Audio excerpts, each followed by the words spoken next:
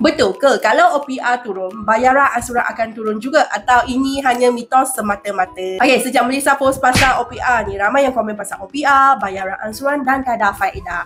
So hari ni Melissa nak buat ulang kaji sikit, sama-sama kita belajar. OPR adalah kadar faedah yang dikawal oleh Bank Negara Malaysia. Sama ada OPR turun atau naik, BNM perlu buat banyak analisis. Sebab itu mereka akan buat meeting setiap 3 bulan sama ada nak naik, turun atau maintain OPR. OPR ni kena tengok US economy, US dollar dan kadar faedah US.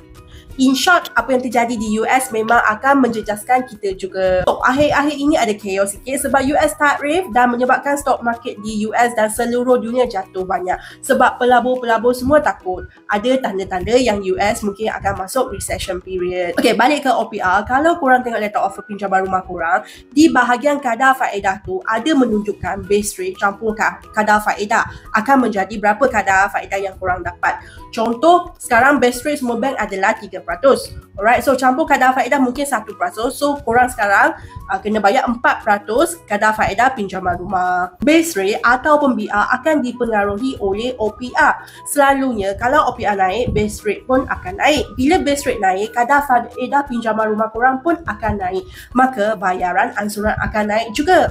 Dan begitu juga jika OPR turun, BR pun akan turun, kadar faedah rumah turun dan bayaran ansuran pun akan turun juga.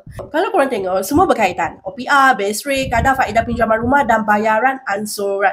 Selalunya naik atau turun, bank akan hantar notis ke peminjam untuk membuat pembayaran yang lebih tinggi atau lebih rendah. Ada yang gembira bila OPR jatuh sebab boleh buat bayaran yang lebih rendah. Tetapi bila OPR jatuh, itu juga tanda ekonomi negara mungkin akan merundun sedikit. So, untuk mencanakkannya, Bank Negara perlu turunkan kadar faedah. Okey, kalau korang nak cek kelayakan rumah, boleh mesej kami.